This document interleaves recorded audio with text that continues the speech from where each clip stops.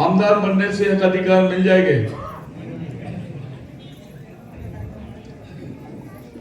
ये हक अधिकार की बात जब हम करते हैं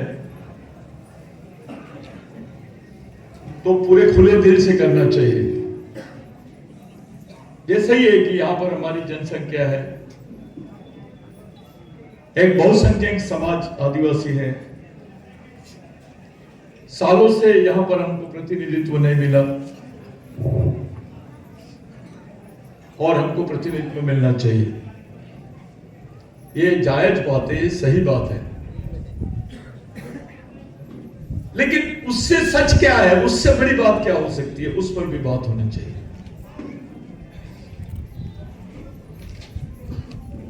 मैं कुछ लोगों को, मैं उनका सबका सम्मान करता हूं, दादा लोगों का, जिन्होंने ये बात को रखी, सही है वो, मैं समर्थन भी करता हूं बात का। लेकिन मेरा एक सवाल है आप लोगों से, ये जो बिरसा ब्रिगेड का मिशन आप लोगों ने बनाया है, ये जो मिशन पूरे देश में चल रहा है, ये केवल आमदार और खासदार बनाने का मिशन नहीं है। मिशन का ऐसा मानना है कि एक आमदार बनाओगे आप, एक खासदार बनाओगे तो 5 साल काम देगा, लेकिन एक कार्यकर्ता और कैडर बनाओगे तो पूरी जिंदगी भर मूवमेंट के लिए काम। तालियां मत बजाना, ये सोच है मिशन की।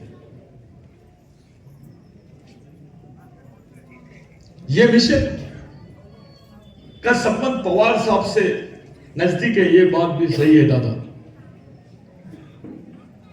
पवार साहब का अनुभव, उनकी राजनीतिक एक्सपीरियंस का मिशन को, और उनसे हमारी जब बातचीत हुई तो हमने बोला कि भाई साहब, हमारे समाज में प्रतिनिधित्व नहीं है, आप हमारे साथ आ सकते हो क्या?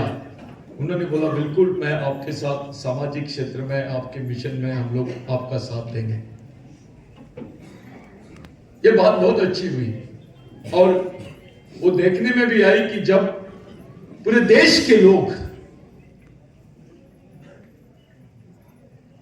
चुपचाप थे तो पवार साहब ने एक बात बोला इंटरनेशनल कॉन्फ्रेंस के पहले, जिसकी चर्चा संयुक्त राष्ट्र संघ में भी हुई। पवार साहब को मध्य प्रदेश में हमने इंदौर में इनवाइट किया था, तब पवार साहब ने बोला कि आदिवासी ही देश के सच्चे मूल मालिक है, इनको मूल निवासी होने का दर्जा मिलना चाहिए। फिर ताली बजाए आप। ये बात संयुक्त राष्ट्र में गई और लोग बोलने लगे कि एक देश का नेता, एक बड़ी पार्टी का नेता, एक बहुत एक्सपीरियंस वाले नेता ने यह मान लिया है कि आदिवासी देश के मूल मालिक है, और उन्होंने इस बात को पूरे देश के सामने रखा। जब पवार साहब ने बोला तो राहुल गांधी भी जब मेरी मुलाकात हुई राहुल गांधी जी से, तो उन्होंने बोला यार सतीश, तुम पवार साहब को क्या किए? मैंने बोला क्या किए भाई, वो तो आपकी जैसी भाषा करता है। तो मैंने बोला वो गलत भाषा है क्या, वो सही है क्या गलत है, इस पर बात होनी चाहिए। मैं जो बोल रहा हूं ऑन द रिकॉर्ड बोल रहा हूं, ऑफ द रिकॉर्ड नहीं बोल रहा हूं। राहुल गांधी ने भी देखना चाहिए कि मैं क्या बोल रहा हूं, क्योंकि मेरी उनसे इसी लेवल पर चर्चा हुई। मैंने बोला इस देश का संविधान जिसमें लिखा है उसकी पूर्ति की गई है कि भाई जो इस देश के अनुसूचित जमाती के लोग हैं वही इस देश के आदिवासी और मूल मालिक है। ये बोल रहे हैं कि भारत के संविधान में आदिवासी ये शब्द नहीं है, ये टेक्निकलिटी की बात करते हैं। हमने प्रूफ करके बताया कि जो अनुसूचित जनजाति के लोग हैं वो इस देश के मूल मालिक है, वो प्रथम नागरिक है। उसके बाद नंदाबाई भील, जिसको नंगा घुमाया गया था, जिसके बाल काटे गए थे, उस नंदाबाई भील की पिटीशन में महाराष्ट्र सरकार नहीं जा रही थी, मैंने कुछ ऐसी बात तो मैंने नहीं करना चाहिए, लेकिन समाज से कुछ चीज छुपानी भी नहीं चाहिए। मैं कुछ अपने आमदारों को रूम में बंद किया और उनको बोला, जिंदा रहना है तो ये हमको करना ही पड़ेगा। उनका दिमाग वॉश किए। उसके बाद उनको समझ में आया कि ये मामला गंभीर है। उनको लग रहा था कि ये केवल नंदाबाई भील का मसला है। जब उनको समझ में आया तो हमको परमिशन मिली महाराष्ट्र सरकार से और हमने सुप्रीम कोर्ट में पिटीशन दिया। सुप्रीम कोर्ट में पिटीशन को फाइल किए और एक निर्णय आया। ऐतिहासिक भारत के इतिहास में ऐसा कोई निर्णय नहीं आया जो सबसे महत्वपूर्ण निर्णय आया 2010-11 में, कि सुप्रीम कोर्ट ने बोला आदिवासी इस देश के प्रथम नागरिक है और वही इस देश के मूल मालिक है और वो अनुसूचित जनजाति के नाम से संविधान में जाने जाते हैं और उनको मूल निवासी होने का दर्जा मिलना ही चाहिए। फिर ताली बजाए।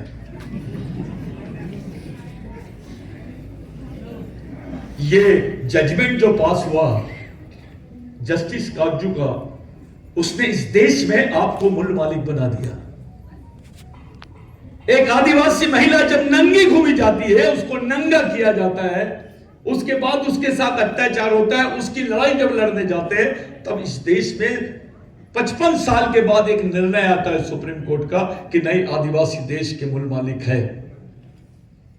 भगवान राम यहां पैदा हुए जिसके कोई एविडेंस नहीं थे, भगवान राम को पार्टी बनाया गया, उनके भी एविडेंस नहीं थे। सुप्रीम कोर्ट ने बोला, इलाहाबाद हाई कोर्ट ने बोला कि ये जो भूमि है यहीं पे राम पैदा हुए, तो देश के लोगों ने मान लिए, वहां पे राम मंदिर बन गया और राम मंदिर बन गया।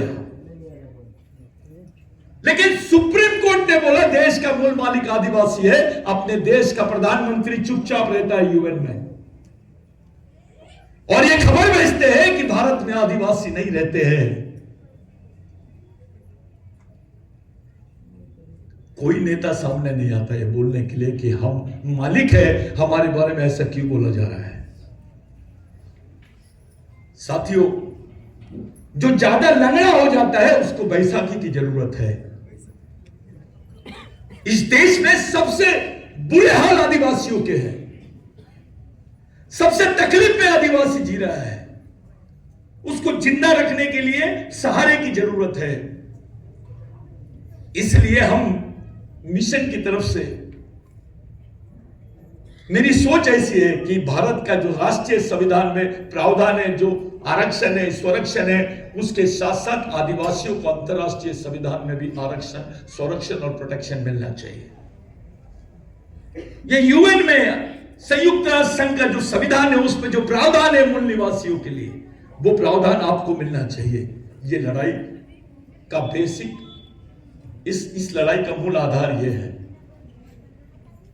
कोई इलेक्शन में मैंने देखा नहीं कि अपने आदिवासियों ने लिखे होंगे हमको देश का मूल मालिक डिक्लेयर करो। साला कोई भी आता है जिसको कुछ नहीं समझता है, जो संविधान नहीं पढ़ा, वो आदमी बोलता है हिंदू राष्ट्र बनना चाहिए। अबे आदिवासी हिंदुओं के खिलाफ में नहीं है। शिवाजी महाराज की जन्मस्थली पे बोल रहा हूं मैं। शिवाजी महाराज का मुख्य उद्देश्य या उसकी जो संस्कृति थी वो हिंदू राष्ट्र की नहीं थी, सिंधु राष्ट्र की थी। उसकी संस्कृति आदिवासी संस्कृति थी। संभाजी महाराज ने संस्कृत भाषा को हटा के प्राकृत बोली भाषा को राज्य भाषा का दर्जा दिलाया, जो आदिवासी मावड़ी भाषा है, जिसको प्राकृत भाषा बोलते हैं। उस वक्त कोई पत्नी मर जाए, पति मर जाए तो उसकी पत्नी को सती कर दिया जाता था। सनातन धर्म और मनुवादी धर्म जिसको बोलते हैं उनके हिसाब से।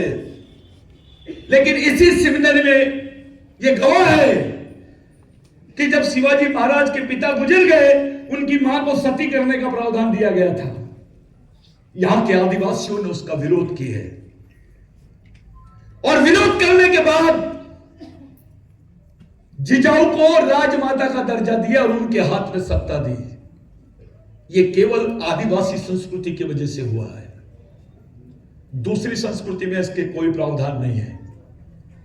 आदिवासियों ने शिवाजी महाराज की मां को जिजाऊ माता बनाया, सर्वमान्य राजा बनाया।